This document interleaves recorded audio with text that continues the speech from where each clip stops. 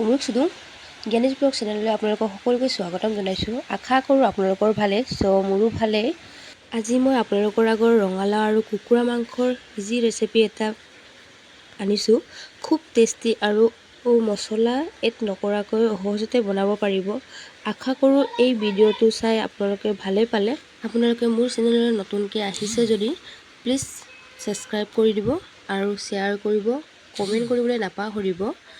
আহক কেনেকৈনো বনালোঁ চাওঁ আহক।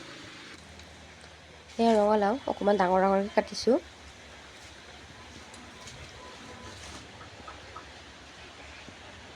কুকুৰা লোকেল কুকুৰা কাটিবতো মই নাজানো, মায়ে হেল্প কৰি আছে।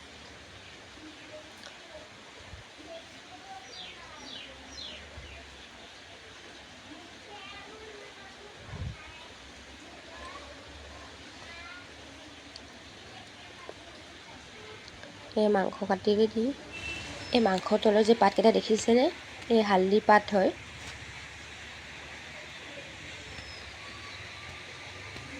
কেৰাহী গৰম হৈ গ'ল, তেল লগাই দিলোঁ।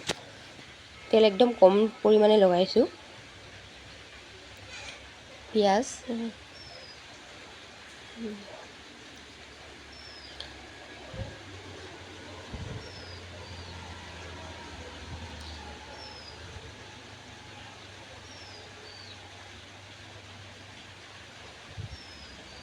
মাংসটো অকণমান ভাজি লওঁ।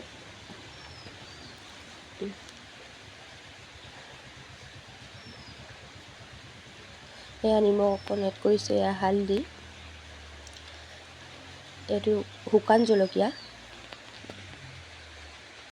মছলা কম পৰিমাণো এড কৰা নাই, কিয়নো মছলা খাই আমাৰ মিচিং মানুহে বেছি ভাল নাপায়। একদম নৰ্মেল যেনেকুৱা হালধি জলকীয়া নিমখ আৰু পিঁয়াজ বেছি মানে খায়, কিছুমানেতো খায়, কিছুমানে মানে বেছি নাখায় মানে। সেইকাৰণে একদম মছলা লগোৱা নাই। এই ৰঙালাও লগাবলৈ হৈয়ে গ'ল।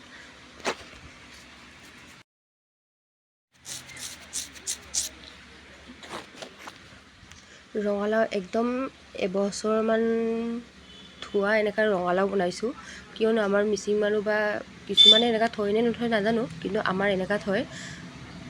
ৰঙালাও একদম এবছৰমান 5 মাহ 6 মাহমান এনেকুৱা থৈ দিয়ে, সেইকেইটা হয়। অকণমান সিজিবলৈ অকণমান টাইম লাগিছে। অকণমান পানী এড কৰিছোঁ। অকণমান এতিয়া ঢাকি থৈ দিওঁ। এয়া হৈয়ে গৈছে চাওকচোন।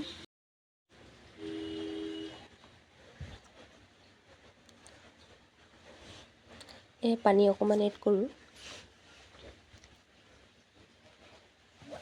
চব্জি উতলি হৈয়ে গৈছে এতিয়া।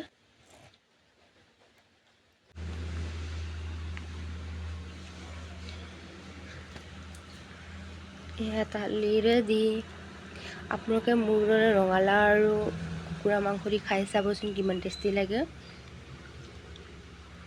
আপোনালোকে মোৰ ভিডিঅ' চাই ভাল পাইছে যদি প্লিজ কমেণ্ট কৰি জনাব। And thank U.